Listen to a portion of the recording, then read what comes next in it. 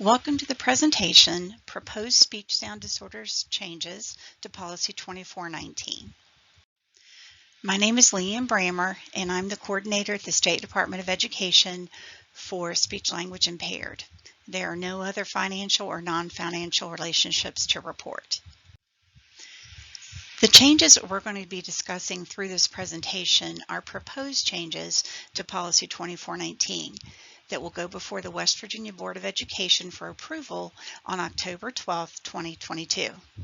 If the changes are approved, the policy will go into effect on November 11, 2022.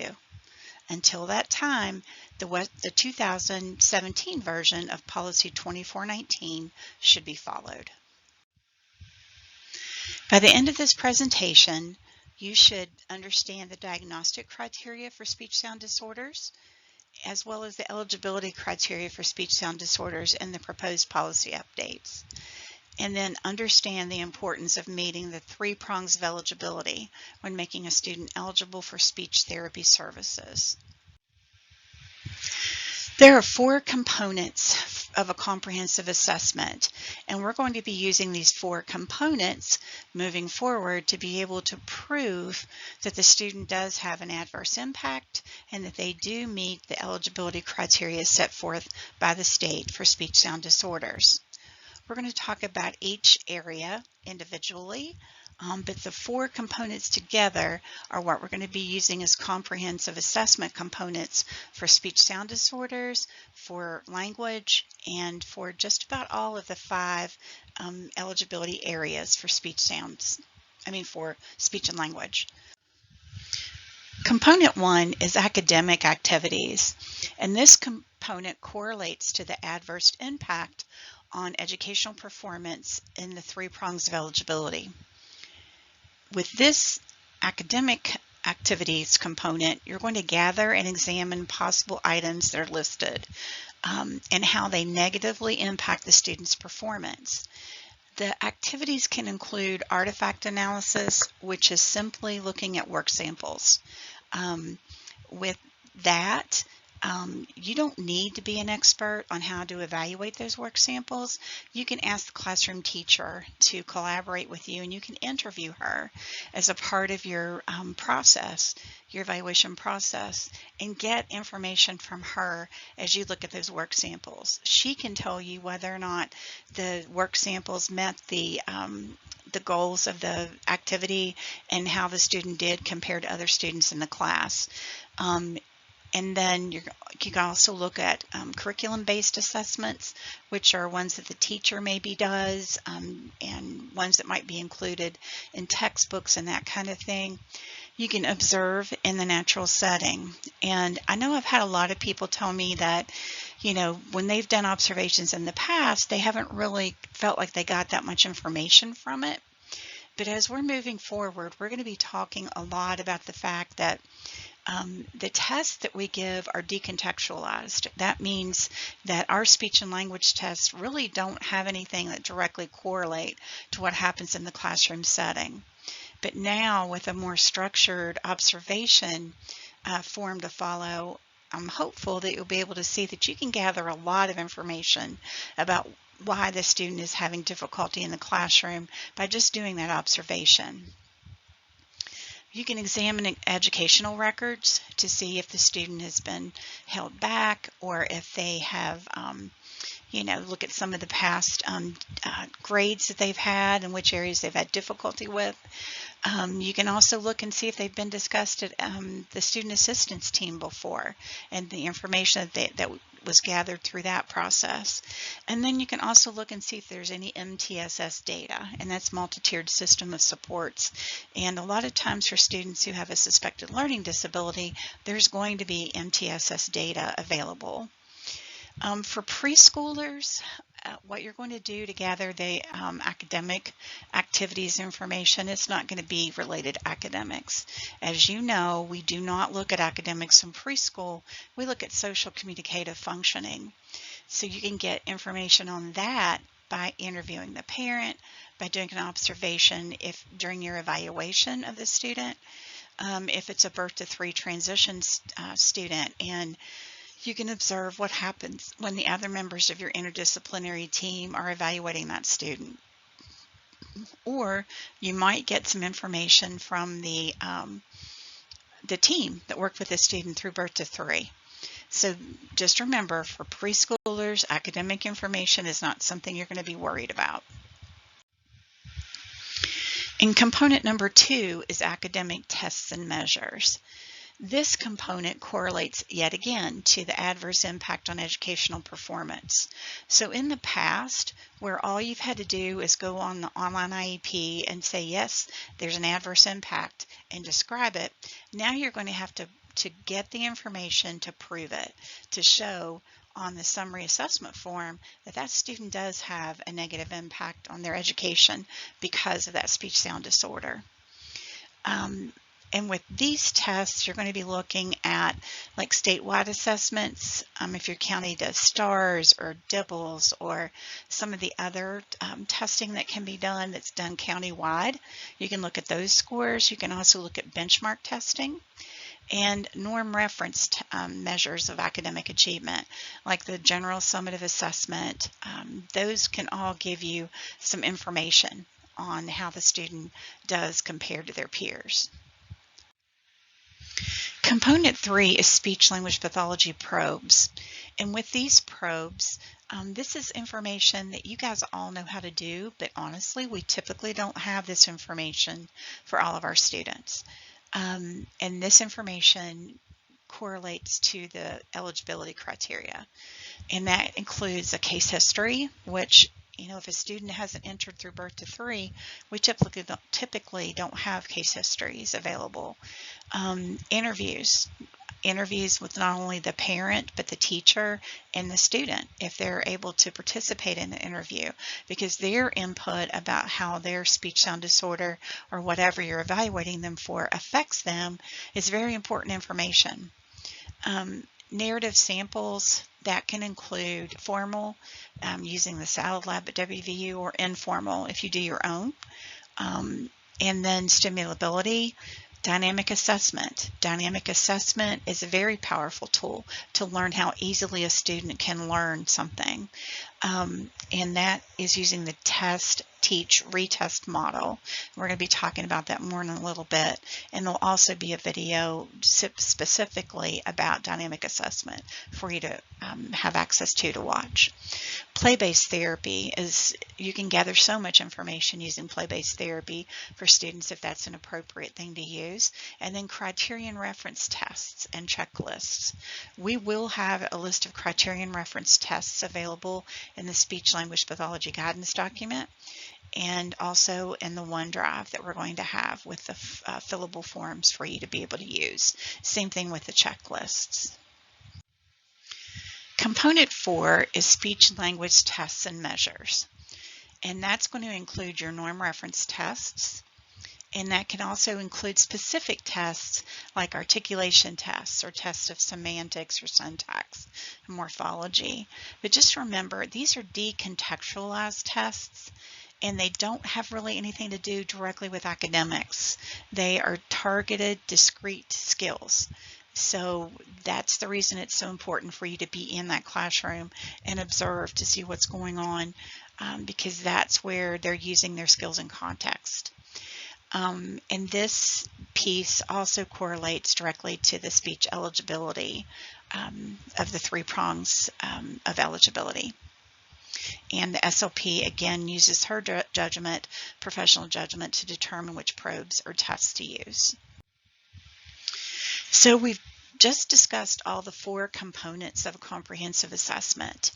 And now we're going to discuss the speech language impairment proposed eligibility changes. All of the eligibility criteria under speech language impaired has been reorganized to correspond to the 3 prongs of eligibility. As I've gone around and been doing trainings on the proposed changes, I've noticed that a lot of people cannot tell me the 3 prongs of eligibility. And that's concerning, because that's something that should be considered for each and every student that you make eligible for therapy. So we're going to go over those very quickly to remind you. I know you've heard them, but Let's go over them one more time. Meets eligibility requirements set forth by the state, and we're going to go over those in just a second. Adverse impact on educational, vocational, or social communicative performance, and the need for specially designed instruction. The need for specially designed instruction, I think, is really important to discuss because you have to really think, does this child have to have the specialized skill set provided by speech language pathologists to correct their errors, or can they do better and make progress if they are in a classroom where they're getting language-rich instruction and they have a language-rich environment in which to be in? Can they make progress if their parents are helping them and you're guiding the parent, but they don't need your specific skill set to make those changes? That's something really important to determine before you give them an IEP. So the direct correlation for eligibility. This is the eligibility criteria. The diagnostic criteria demonstrates the disorder and the impairment, and that's where you're going to use your SLP probes and the SLP tests and measures, those blue areas. Adverse impact on educational, vocational, or social communicative performance. That's going to come from your green areas, from those academic activities and from academic tests and measures. And then the need for specially designed instruction. Those all three correlate to those 3 prongs of eligibility. So this is the proposed diagnostic criteria. Persistent difficulty with speech sound production that interferes with speech intelligibility or prevents verbal communication of messages. Number 2 is the difficulties cause limitations in effective social communication that interferes with social participation, academic achievement, or occupational performance, individually or in any combination. And the onset of symptoms may occur in the early developmental period or after an acquired brain injury. So that's the diagnostic criteria, and here is the eligibility criteria. 3 or more speech probes need to be used, and those are going to be listed in the SLP guidance document, and they're performed as part of the comprehensive speech sound assessment and evaluation process. For students who can't participate in the assessment process, consider using the functional communication assessment summary, and we're going to go over that in just a minute. It's also in the speech guidance document. The student with a speech sound disorder exhibits 3 of the following characteristics. A standardized speech assessment demonstrates 3 or more phonemic errors not expected at the student's current age or developmental level are observed during testing and or conversational speech. And there's been some concern about students not qualifying because of the 3 or more. But when we're talking about speech sounds with this policy, we're going to be talking about individual sounds, not sound pairs. So, for instance, T for K is going to be one sound error, but D for G would be another. So that's one thing to remember. And these are the 5 things you can choose from. You just have to choose 3 of these out of the 5 to prove their eligibility. If they have a speech sound disorder, you're going to use a different column on the summary assessment than you would if they have a phonological process disorder. This says that 1 or more phonological processes designated on the speech production assessment summary, we're going to look at that in just a second, has a moderate to substantial are observed to be moderate or substantial during testing or in conversational speech. The student is less than 59% stimulable on age-appropriate phonemic errors listed on the speech production assessment summary. Now you're going to hear in a video that's going to be at the end of the presentation that brings everything together.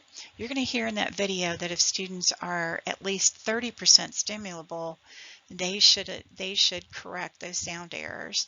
Our 59% was trying to give them an extra way to make sure that they have the support that they need.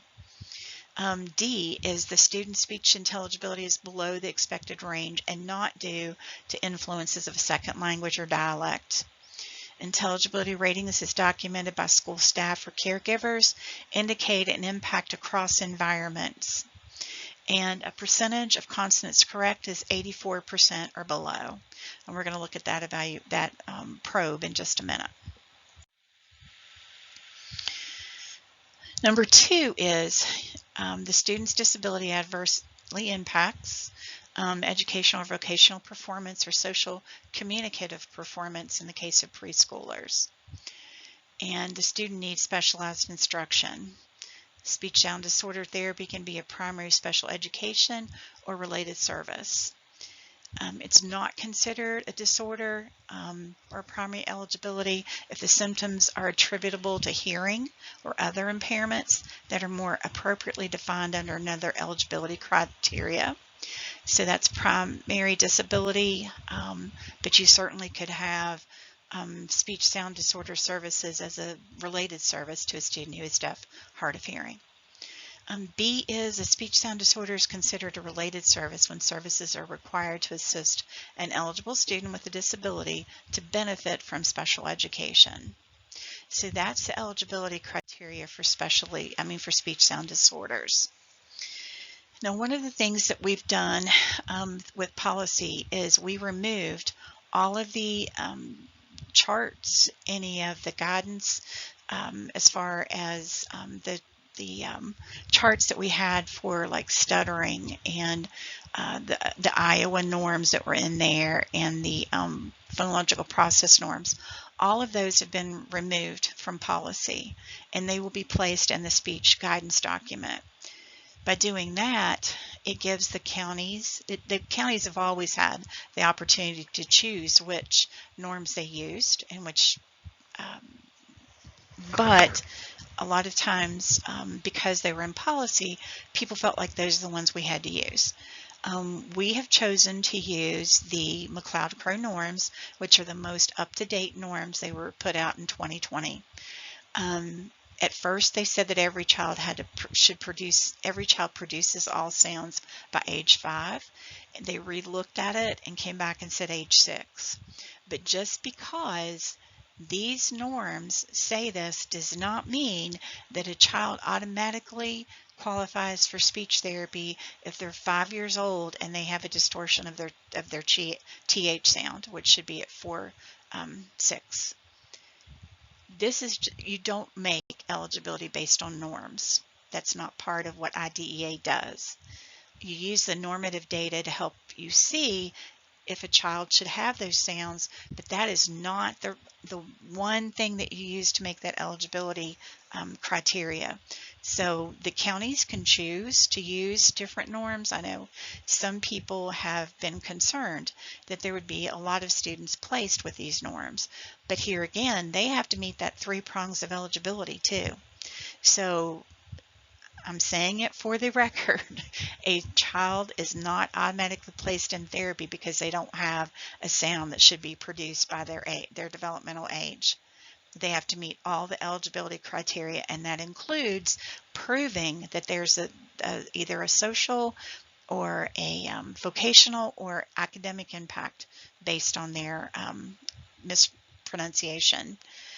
So these are just norms that we can use as reference, and there's an 18-month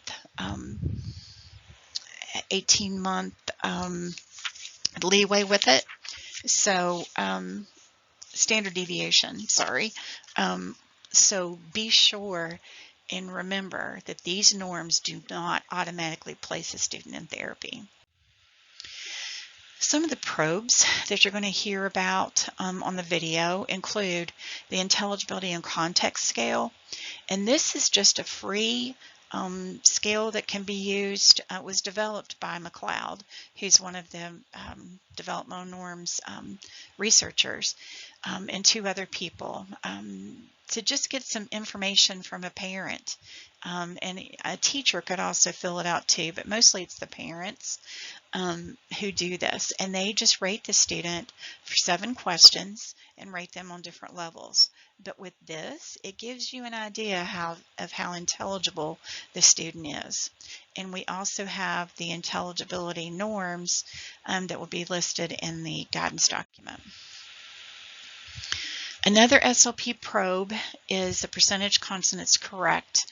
And I know when we talked about percentage consonants correct in the guidance document that went out for comment, people had a misunderstanding thinking that we were talking about all consonants and that kind of thing. This is a specific probe that has imitated sentences in it, and you can determine the score right there all on the same sheet. So this is a specific probe that has scores that you achieve. It's not something that you base just on the number of consonants in the English alphabet or the English language. And these are the sentences. You score these probes, mark your errors right here on the chart, and then you can score them at the bottom of the chart. The score is listed there. Another thing we're going to talk about is stimulability, and a lot of speech tests have a stimulability aspect of the test that you can use. That's absolutely fine.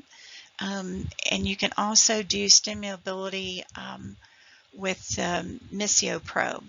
The Missio probe, you just do the errors that were found on the articulation test that you administer.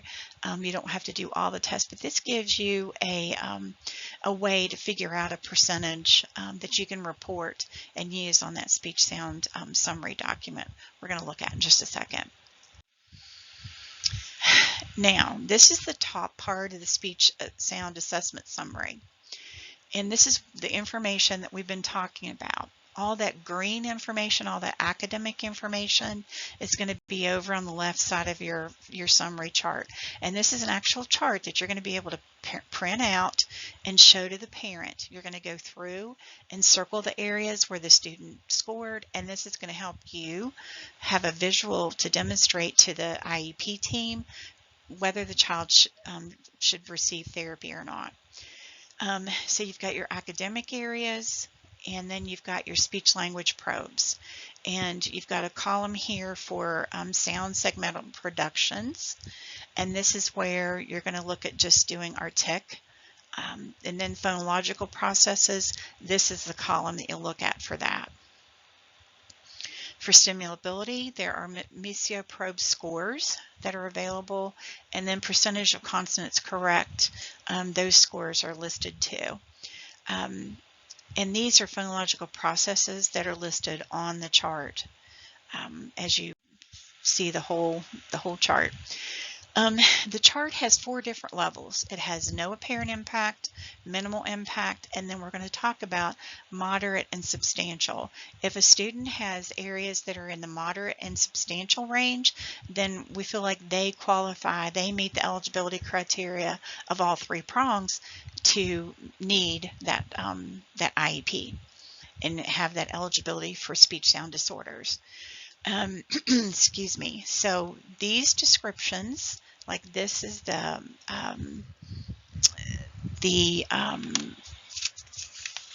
chart that we just talked about that the parents can complete.